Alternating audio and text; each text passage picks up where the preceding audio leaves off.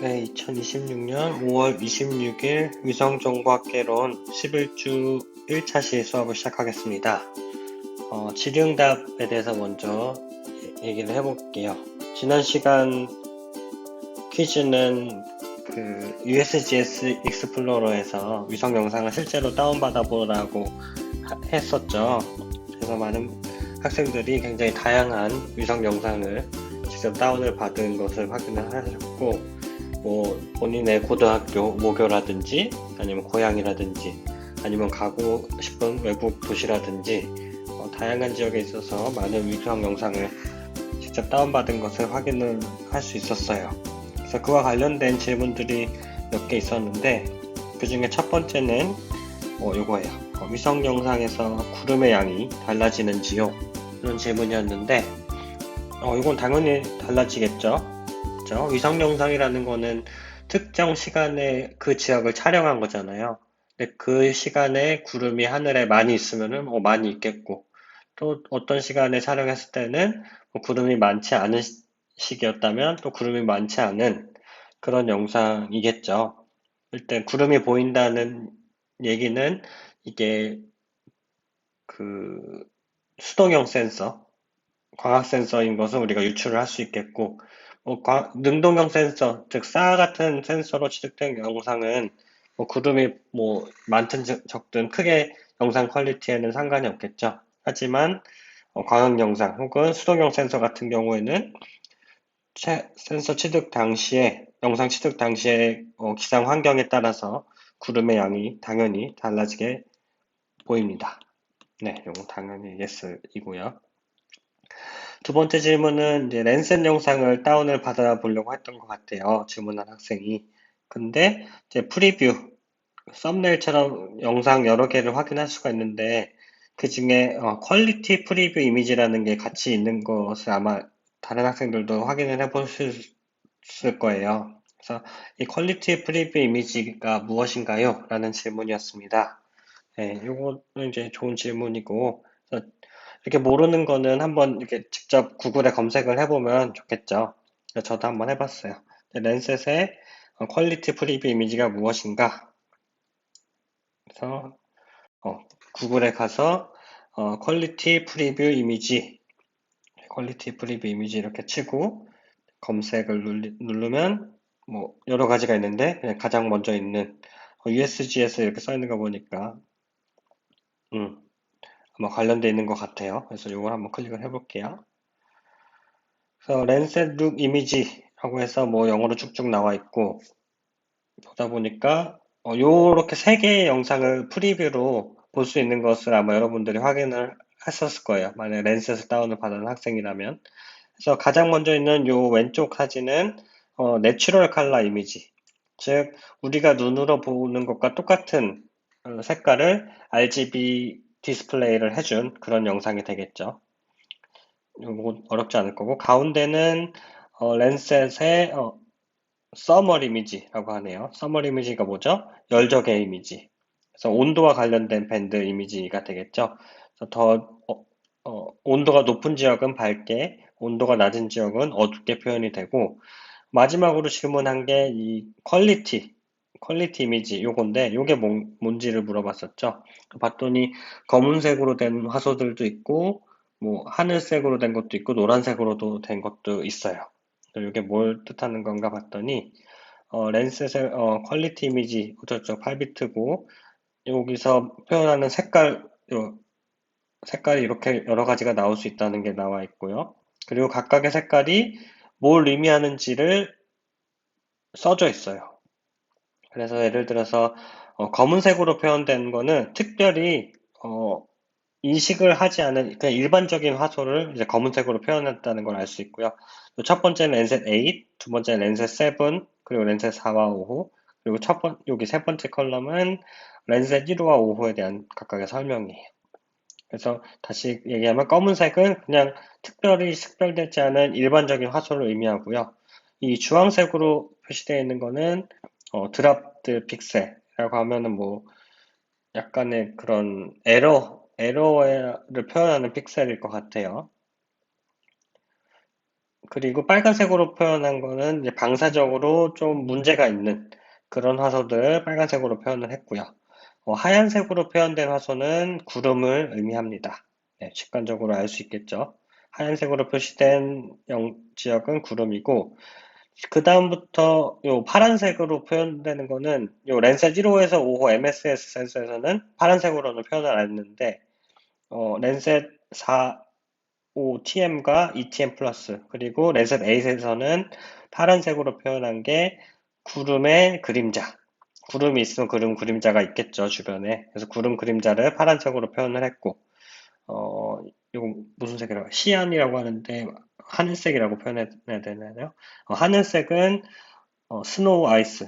구름이 아니죠. 눈이나 얼음과 관련된 화소는 이런 시안 색깔로 표시를 했고요. 마지막으로 옐로우. 옐로우는 이제 랜스 A만 있는데, 시러스. 이것도 이제 구름이라고 생각을 하면 될 것 같아요. 이 시러스와 관련된 밴드를 추가적으로 하나 더 표현을 해줄 수가 있어요. 밴드가 아니라 노란색으로 표현을 해줄 수가 있고, 요거는 랜셋 8에서만 표현을 합니다. 그래서 퀄리티 이미지라는 걸 다시 요약해서 말하면 그 지역이 어떤 어, 특성을 갖고 있는지, 특히 이제 구름이라든지 구름 그림자, 혹은 에러가 있는지, 눈이나 얼음이 있는지, 이런 것과 관련된 정보를 미리 제공해주는 그런 영상이라고 생각을 하시면 되겠습니다. 네, 오늘은 방사오차 그리고 방사오부정 이런 것들에 대해서 살펴볼 거고, 특히 이제 방사오차에 대해서 말씀을 드릴게요.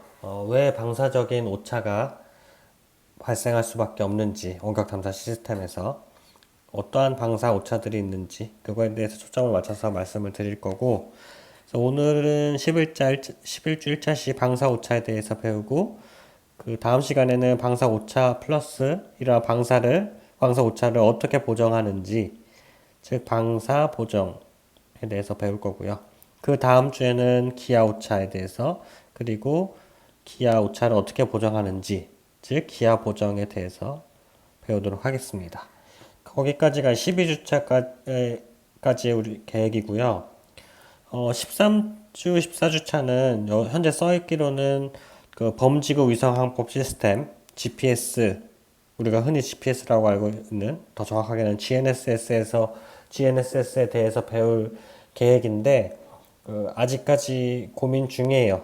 기말고사가, 그리고 기말고사 전후로 해서 대면 강의가 될 건지 안 될 건지, 그리고 기말 시험을 대면으로 봐도 되는지 안 봐도 보면 안 되는지에 따라서 조금 방향이 달라질 수 있을 것 같거든요. 만약에 기말고사를 대면으로 보게 된다면 여태까지 배운 수업이 엄청 많잖아요. 중간고사도 보지 않았기 때문에 전체 시험 범위를 다 공부하기에 조금 어려움이 있을 것 같아서, 대면 강의가 이루어진다면 이 GNSS는 이번 수업 시간에는 배우지 않고 2학기 때 공간정보학의 이해 시간에 배우는 걸로 할게요. 그래서 대면 기말고사 전 한 1, 2주 정도는 여태까지 배운 내용을 총체적으로 한번 복습을 하고 짚고 넘어가는 시간을 갖는 게 더 좋을 것 같아요. 근데 만약에 끝까지 이제 비대면 강의로 하는 거를 권장하고, 그리고 시험도 대면 강의로 보는 거를 허락하지 않는다면, 그때는 또 다르게 고민을 해볼게요. 그때는 뭐 GNSS까지 수업을 다 나가고, 그 다음에 시험, 기말고사를 어떤 식으로 볼지를 다시 고민을 해보도록 하겠습니다.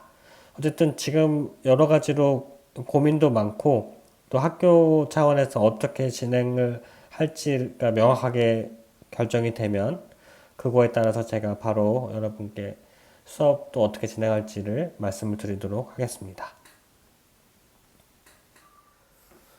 네, 원격 탐사 시스템으로 우리가 이제 위성이라든지 드론으로부터 영상 데이터를 얻게 되잖아요. 근데 그런 걸 이제 원격 탐사라고 하고, 그런 과정을, 그걸부터 얻는 영상들로 다양한 지구에 대한 정보를 얻게 되는데, 이러한 정보를 얻는 데는 어느 정도 한계가 있어요. 한계라는 게 이제 오차가 발생할 수밖에 없는데요. 이 사진을 취득하는 과정에 있어서 이러한 오차는 크게 방사적인 오차와 기하적인 오차 이렇게 두 가지로 나뉠 수가 있어요. 방사라는 게 뭐 어떤 의미, 어떤 느낌이에요, 여러분? 방사 왜곡이라고 하는 거는 방사라는 거는 이제 방사 해상도도 배웠지만 어떤 화소 값들이 있죠. DN이라든지 디지털 넘버라는 그 숫자들, 그러한 숫자를 취득하는 데 있어서 실제 값이 아닌 실제와 조금 차이가 있는 그런 값들을 얻게 되는 것이 이제 방사적인 왜곡, 방사적인 오차라고 하고요. 다음 주에 배울 기하 오차라는 거는 어떤 거냐? 기하라는 거는 어떤 느낌이에요? 어떤 위치, 지형 이런 것들이랑 좀 관련이 있겠죠. 그래서 위치적인 오차가 발생하는 것을 이제 기하 오차 혹은 기하 왜곡이라고 합니다. 그래서 이런 방사적인 오차와 기하적인 오차가 원격 탐사 영상에는 존재를 하게 되는데 이러한 오차들, 방사적인 오차, 기하적인 오차를 제거하는 과정을 각각 방사 보정 그리고 기하 보정이라고 합니다. 이 둘을 통틀어서 전처리 과정이라고 해요. 영어로는 프리 프로세싱.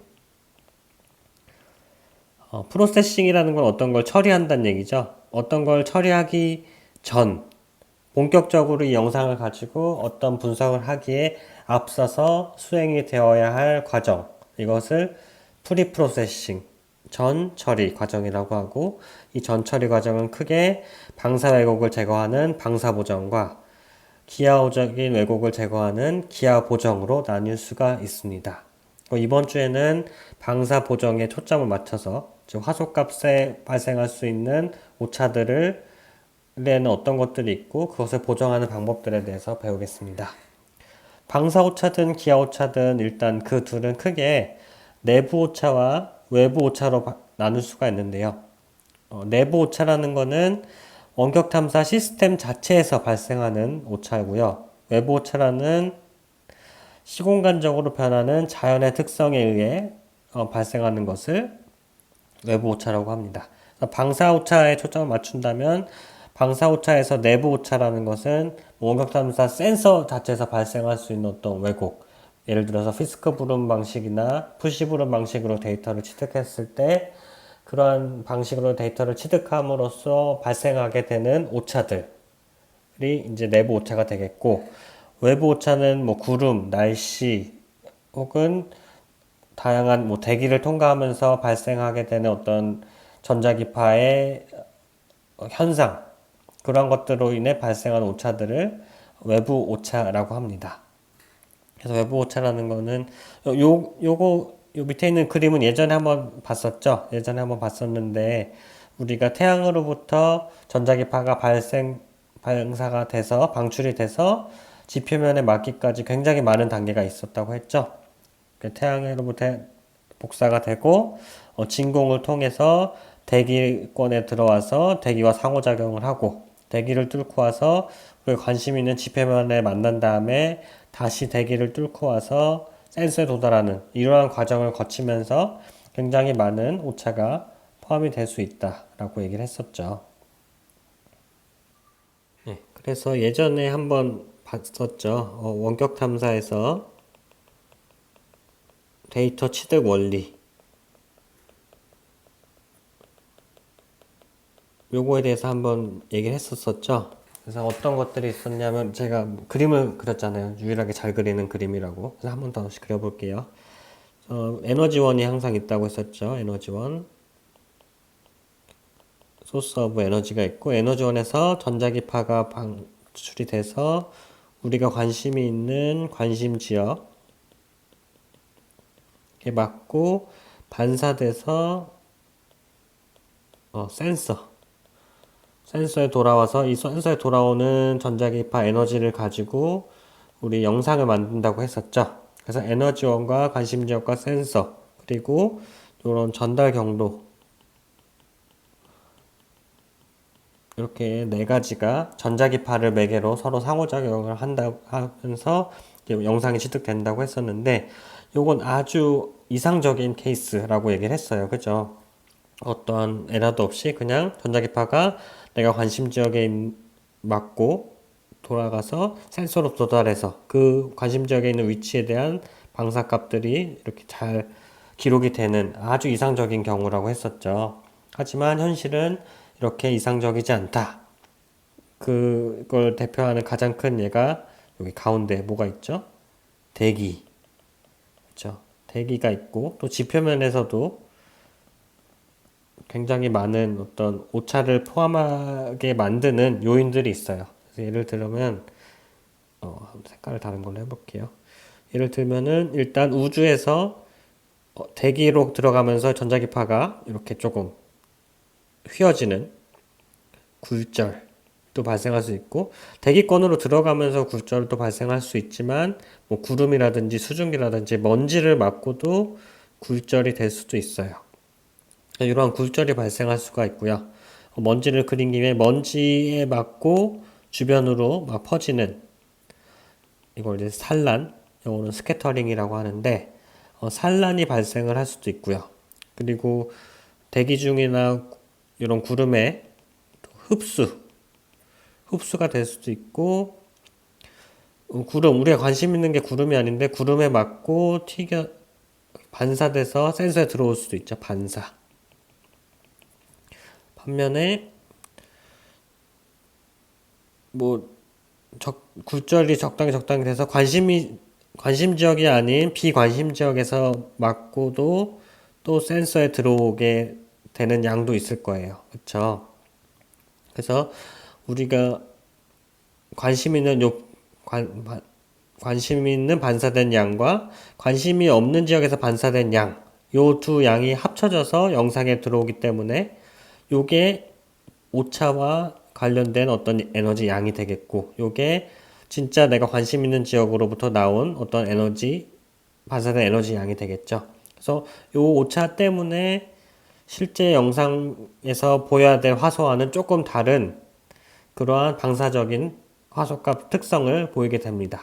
그래서 요것들이 오차를 발생하는 요인이 됐고, 오차를 발생하는 여러 요인이 있는데, 여기 제가 써놨죠. 우리가 이번 시간에 살펴볼 것들은 굴절, 산란, 흡수, 반사 요 네 가지가 되겠습니다.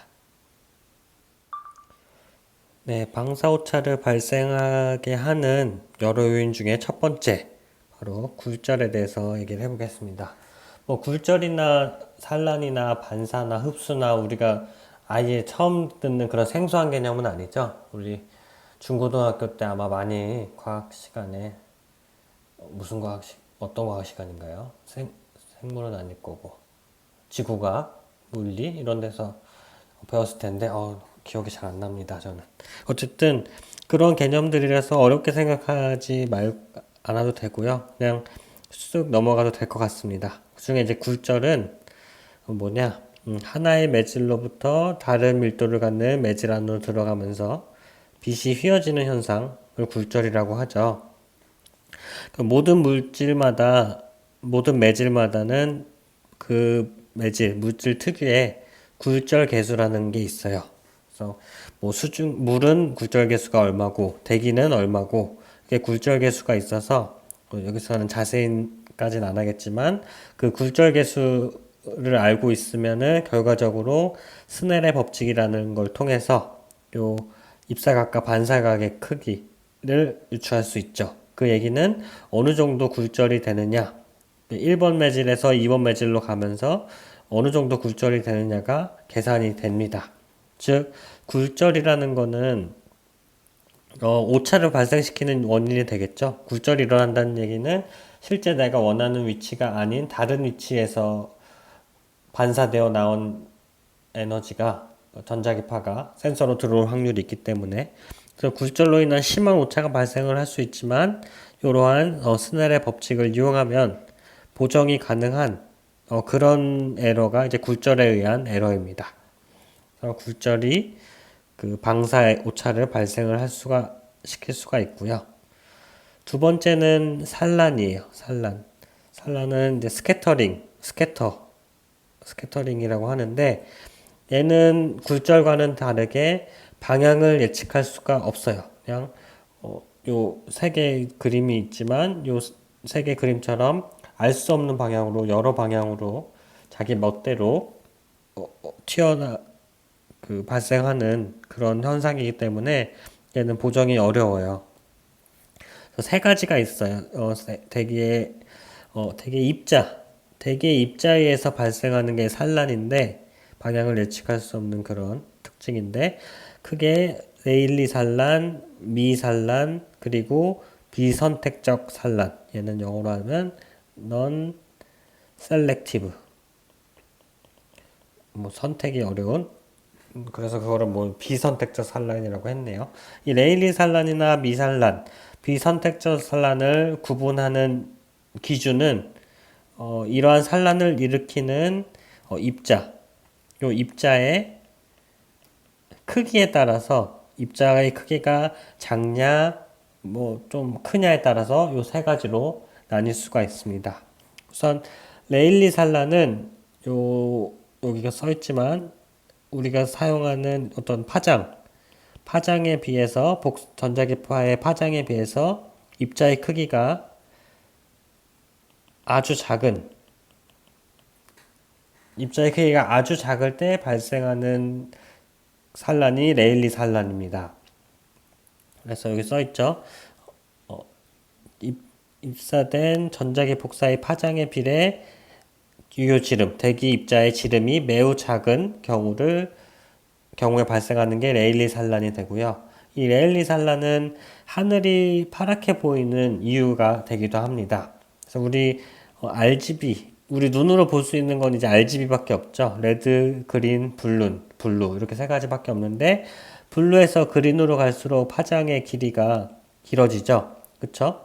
블루가 이제 가장 짧은 한 450 정도의 나노미터, 그린이 한 500, 550, 600 정도가 되고 레드는 한 뭐 800 나노미터 정도의 파장을 갖는데 그 얘기는 이제 블루 밴드가 가장 파장이 짧아요.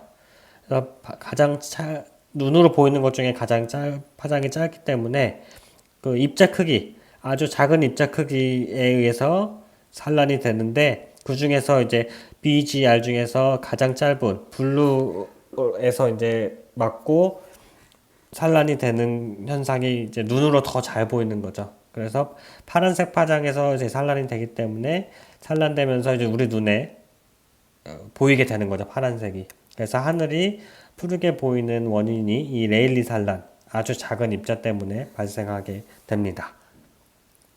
그 다음 미산란 같은 경우에는 파장의 길이와 입자의 크기가 유사할 때, 비슷할 때 발생하는 현상이에요. 그래서 입사되는 에너지의 파장과 거의 같은 크기의 지름을 갖는 입자들에 의해서 발생을 하는 거고요. 미산란은 뭐 연기나 먼지 이러한 것들에 의해서 발생하는 그런 현상이 되겠습니다. 레일리보다 더 많은 산란을 발생하고 상대적으로 더 긴 파장에서 발생이 되겠죠. 다음은 마지막 비선택적 산란인데요. 비선택적 산란은 전자기파의 파장보다 입자 크기가 더 큰 경우, 여기서는 이제 10배 이상의 큰 입자라고 하는데 이러한 경우에 발생하는 것이 비선택적 산란입니다.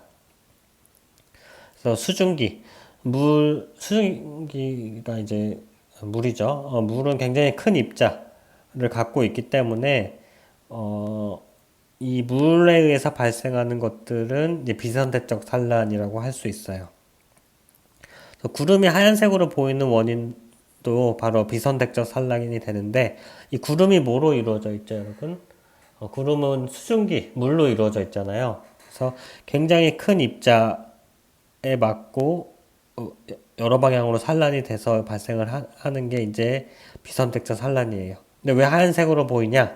우리 눈으로 보이는 거는 아까 말한 대로 RGB 요 밴드만 이제 가시광 영역 눈으로 보이잖아요. 이렇게 큰 입자에 이제 맞고 이제 산란이 되면 RGB 모두 다 산란이 돼요. 모두 다 중구난방으로 산란이 돼서 우리 눈에 RGB가 섞인 색깔이 보이게 되는 거죠. 빛의 삼원색, RGB가 다 섞이면 우리 무슨 색으로 보인다고 배웠죠? 미술 시간에? 흰색. 그죠? 그래서 구름이 하얗게 보이는 이유는 구름 입자가 수증기로 되어 있고, 수증기는 굉장히 입자가 커서 RGB 모든 밴드에서 다 산란이 되기 때문에 하얗게 보인다. 이렇게 연관지어서 기억을 하면 될 것 같습니다. 네, 다음은 흡수입니다. 흡수는 우리 예전에 배웠죠. 여러분들 이미 잘 알고 있을 거라 생각해서 간단하게 짚고 넘어갈게요. 흡수는 복사 에너지가 하나 어떻게 흡수되거나 그로 인해서 다른 형태의 에너지로 변환되는 과정이고요. 대기나 지표에서 발생을 합니다. 특히 우리 대기에서 이제 흡수와 관련된 걸 지난 시간에 배웠었죠, 예전에. 그래서 흡수 대역이라는 게 있는데, 이 흡수 대역은 뭐냐?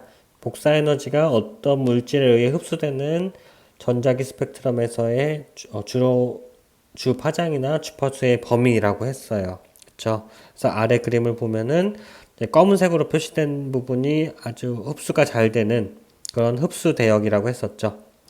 그래서 이러한 흡수 대역과 상반되는 개념이 대기의 창이라고 했었죠. 대기의 창이라는 건 뭐냐? 반대로 흡수가 잘 일어나지 않는 대기의 영역이라고 했었죠.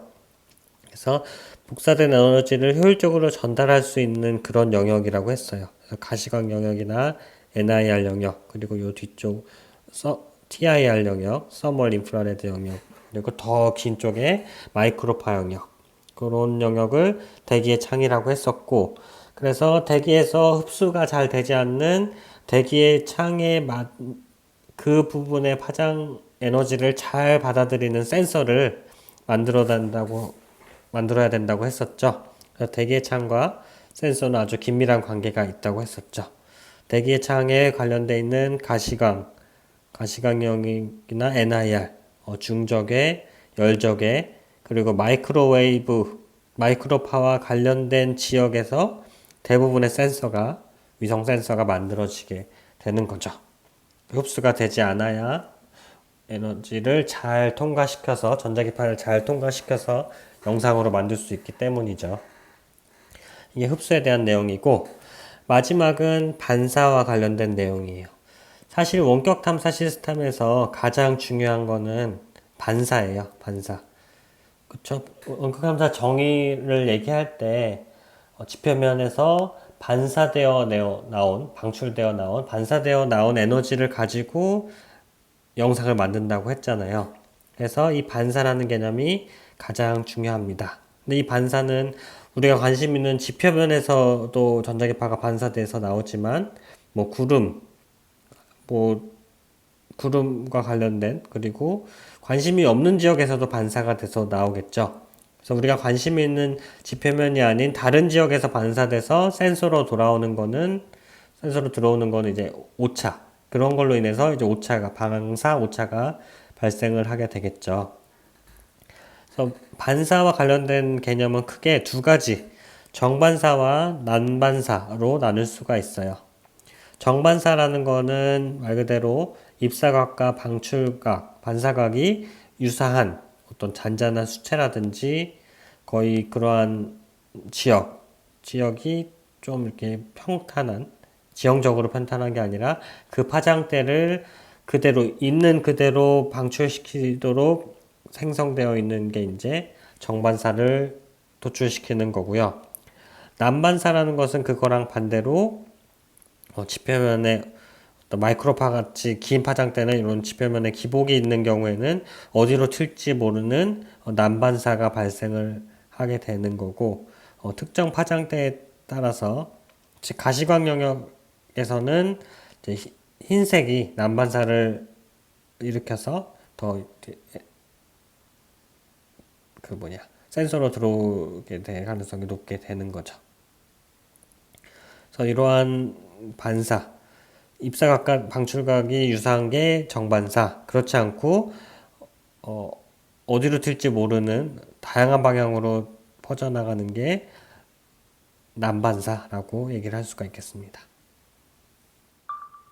자, 원격탐사 시스템에서 반사가 중요하다고 했는데 반사가 어떻게 중요한지 한번 그래프로 확인을 해 볼게요.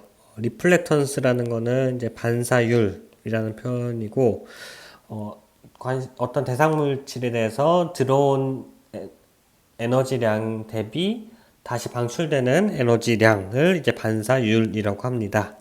이 반사율이라는 거는 모든 물질, 여기는 토양, 식생, 요거 세 가지 그래프만 나와 있는데, 모든 물질은 그 물질 고유의 반사 특성을 가지고 있어요.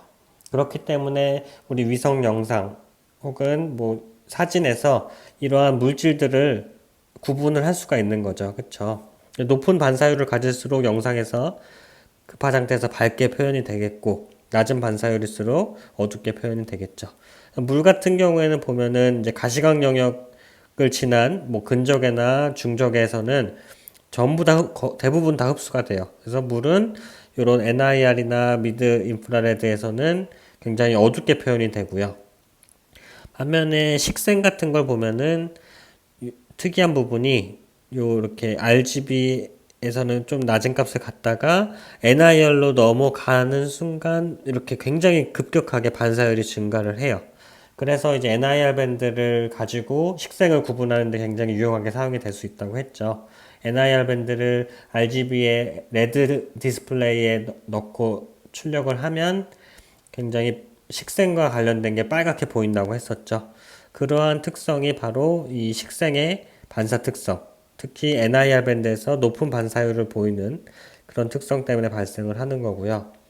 토양 같은 경우에는 뭐 이런 특성을 가지고 있다고 해요. 이렇게 물질마다 다른 반사 특성을 갖고 있기 때문에 우리가 위성에서 이들을 구분을 할 수가 있는 거다라는 걸 다시 한번 설명해 주는 그래프가 되겠고요. 자, 이제 방사 오차가 발생하는 여러 요인들을 살펴보았고, 걔네들의 이제 시스템에 어떻게 들어오는지를 그림으로 보여주고 있어요. 아까 제가 맨 처음에 그림을 그리고 시작을 했던 그 그림인데, 그걸 좀 더 이제 기호를 써서 표현을 한 겁니다.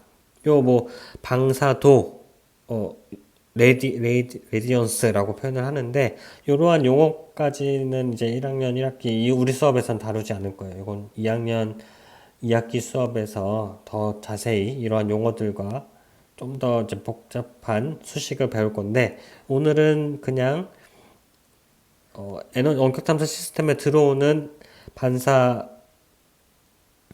반사되는 양, 그걸 방사도라고 표현을 하는데, 그냥 쉽게 생각하면은 얼만큼 반사돼서 들어오는지를 이제 방사도라고 생각하면 될 것 같아요.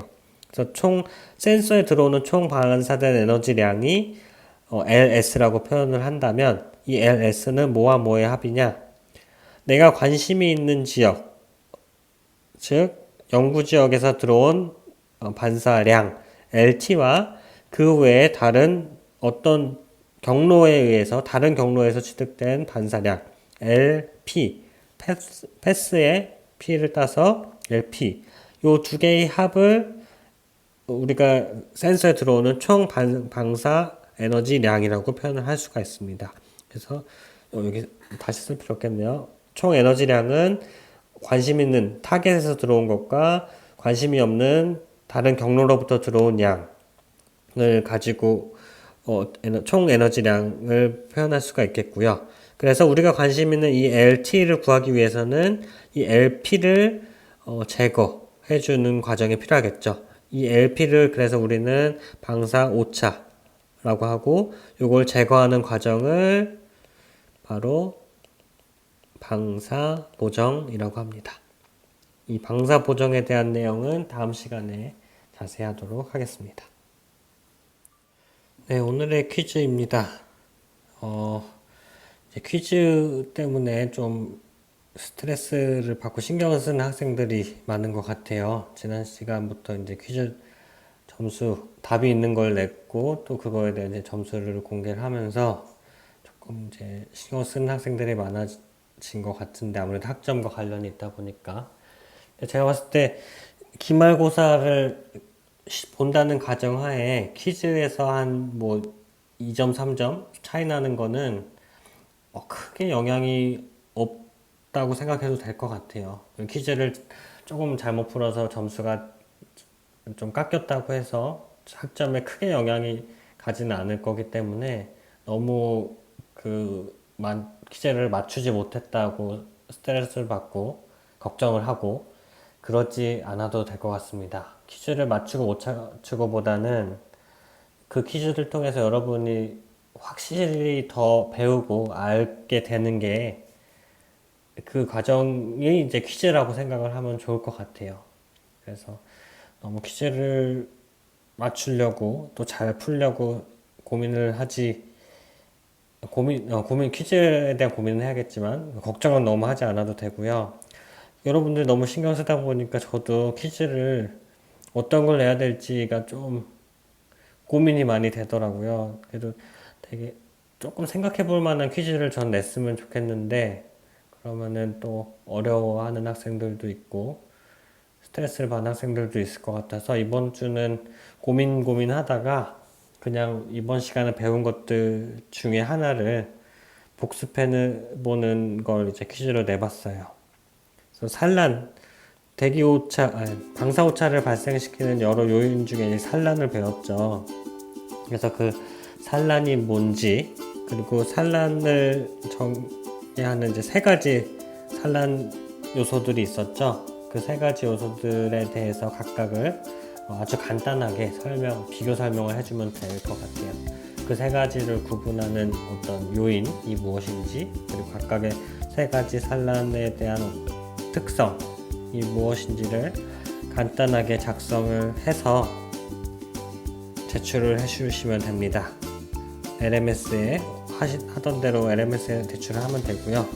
제출 기간은 좀 짧게 하려고 합니다. 이게 화요일 수업이고 제출은 그 다음 날인 5월 27일 수요일 오후 11시 59분까지 제출해 주시면 됩니다. 이번 한 주도 수고 많이 하시길 바라겠습니다.